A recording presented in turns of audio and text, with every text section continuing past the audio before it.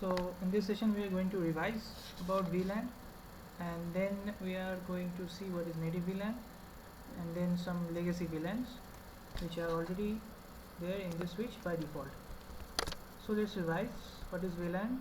VLAN is a technology which is usually used to break up broadcast domain in the layer 2 network or switching network.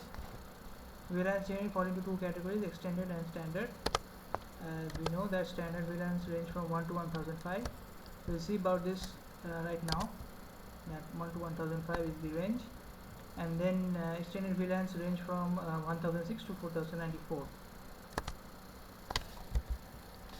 And we have discussed how the data travels through the trunk link.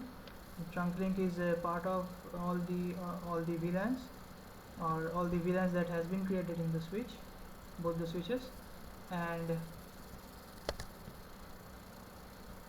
the access links. The access links are part of only one voice VLAN and only one data VLAN. And we also saw configuration, how to create a VLAN and then delete a VLAN, and then creation of range of VLANs, and then deletion of the range of VLANs. Now we are going to discuss about native VLANs. Default native VLAN is 1. We have seen that by default the VLAN in a switch is 1, so that is the native VLAN.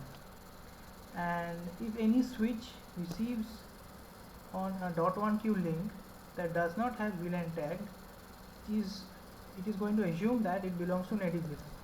So let's see a scenario over here. We have two switches connected to each other and then a hub. Okay, now the hub does not understand the concept of VLANs, so it forwards with no VLAN tag. That's why we have given here the type of link, that is access links, because whatever data is forwarded from this link is devoid, does not contain any VLAN tag, because hubs do not understand the concept of VLANs. So what is going to happen is, whatever data comes here comes to the switch port. Okay, whatever data comes here, it's going to be devoid of the VLAN ID tags, and then the switch will assume that all the data having no VLAN ID tags are associated with native VLAN, and it will forward to the ports having native VLAN. That means it will forward to the ports that have no VLANs configured. I mean, by default every switch port is in VLAN 1. So if no extra VLANs have been created and appointed to that switch port, that will fall under the category of VLAN 1. So that's native VLAN. Now let's see in the packet tracer. Yes, we have a scenario over here. Okay, so as we know,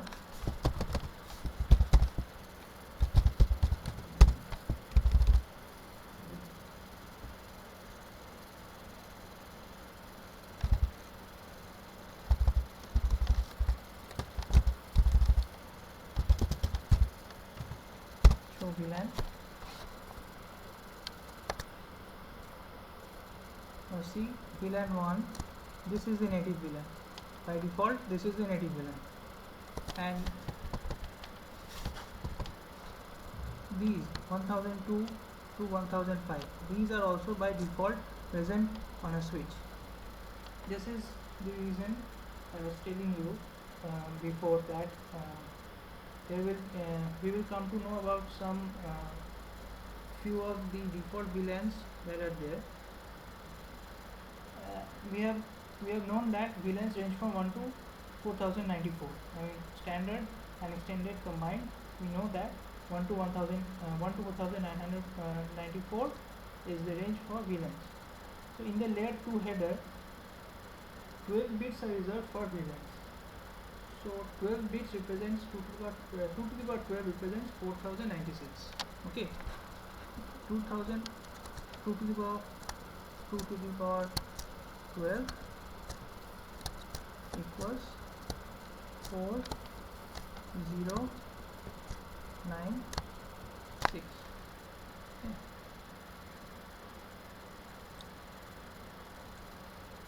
4096. So 4094 we have, till now we have got 4094. So what about the rest? What about the other two VLANs? The other two VLANs are VLAN 0 and VLAN 4095. Other two VLANs are VLAN 0 and 4095.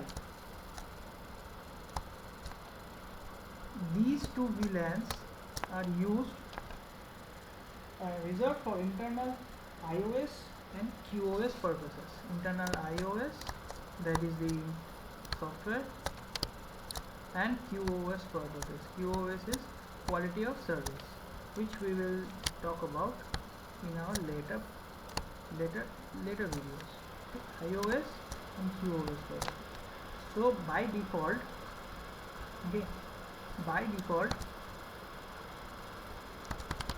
we have VLAN 1,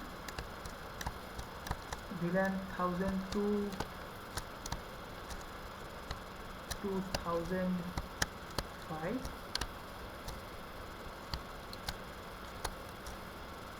that's four VLANs here, one VLAN over here, that is 5, VLAN 0 and VLAN 4095. Okay, so how many? 1 2 3 1 2 3 7 2 4. So by default we have VLAN 0, VLAN 1, VLAN 4095, VLAN 1002, 1003, 1004 and 1005. So by default we have 7 VLANs. Okay, now 1002 to 1005, as we can see over here, 1002 to 1005 we see that FDDI and tokening, these are the legacy protocols. Okay. Token ring and fiber distribution, these are the legacy protocols which are not used in our today's network. So we will not discuss about that. Okay, now let me clear the screen over here.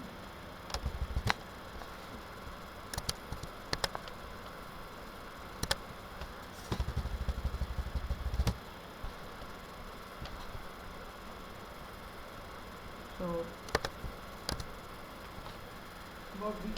about native VLANs. Okay, so VLAN 1 is our native VLAN, and we got to know about the scenario where the data forwarded by hub is not tagged with any VLAN, and the switch assumes that it's for native VLAN and it sends to the port where we have native VLAN configured. I mean, by default, if any switch has a port not defined as not configured as one of the VLANs, then it will be in the native VLAN switch. Suppose there are 24 ports. There are 24 fast Ethernet ports over here, and I configure the first 20 of them to VLAN 1 to 20, then 21, 23 and 21, 22, 23 and 24 I do not configure anything. So that means by default 21 to 24 will be on VLAN 1. So if the hub sends some data and the switch receives it, which we assume that all the data is having no VLAN ID tag, as well it will be native VLAN, and so it will forward that data which is associated with native VLAN to 21, 22, 23 and 24. This is the case, this is the scenario over here. And for security purposes, best practice is to configure native VLAN ID to some other ID that is not in use. Suppose I need to use VLAN ID 10, 20, 30. Okay. So what I will do is I will configure native VLAN to some other number. Suppose 1000, 1000.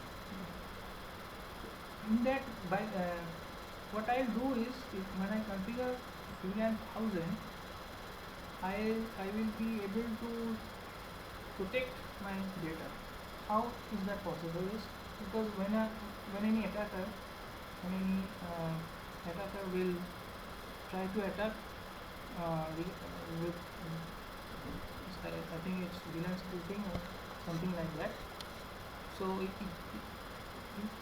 if he tries to attack my native VLAN, he will fail, because my native VLAN I have configured as 1000. So that way,